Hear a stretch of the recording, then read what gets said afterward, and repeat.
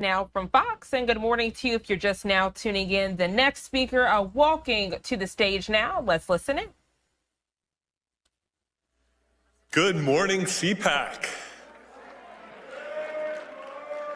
It was my honor to serve in President Donald J. Trump's first term as his ambassador at large for global criminal justice. And I want to hearken back to a little bit of history here. In 1950, the Joseph Stalin installed government of North Korea invaded South Korea to seek to overrun it. And in that conflict, a US-led coalition of 20-some countries repelled the communist aggression at the price of 50,000 American casualties. I honor the blood that was spilled by American soldiers to keep the whole peninsula from being one big North Korea, which is the most oppressive, darkest, most unjust place on planet Earth. And believe me, I know of many such places around the world, and it is number one in that regard. Now, South Korea stands on the edge of a cliff. The democracy in South Korea is in a danger that has not been in for decades.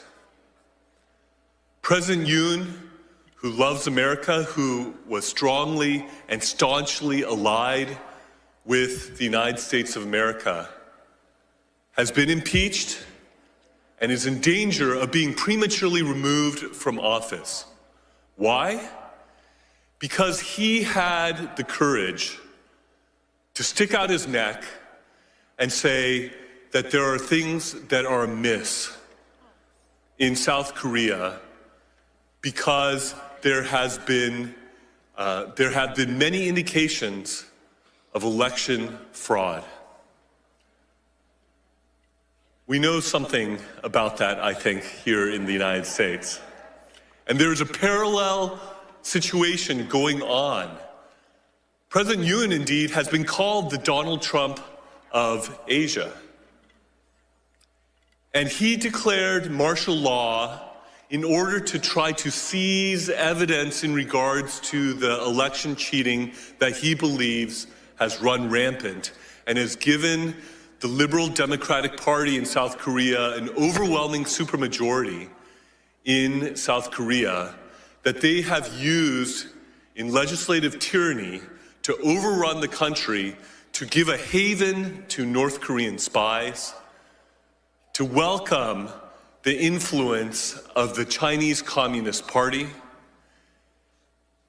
And they are rushing through a conviction process potentially before the Constitutional Court that if 6 justices on that court vote to remove him from office, he will be prematurely removed from office even though he was the duly elected president of Korea by the people of South Korea.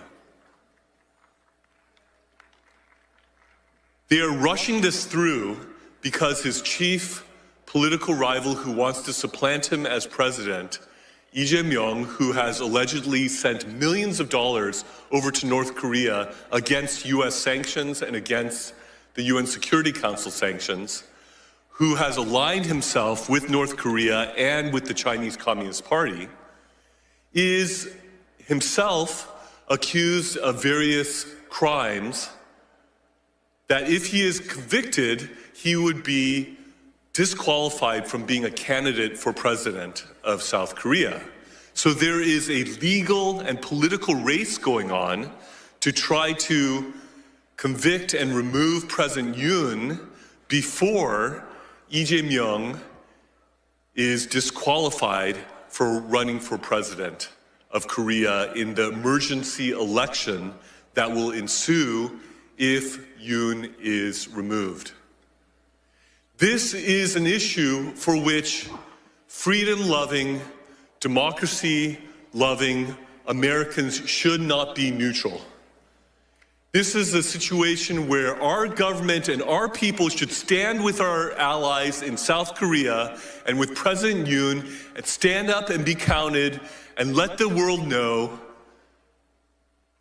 that the robbing of democracy and the destruction of democracy, that we spilled blood to the tune of 50,000 casualties in the Korean War, will not be in vain,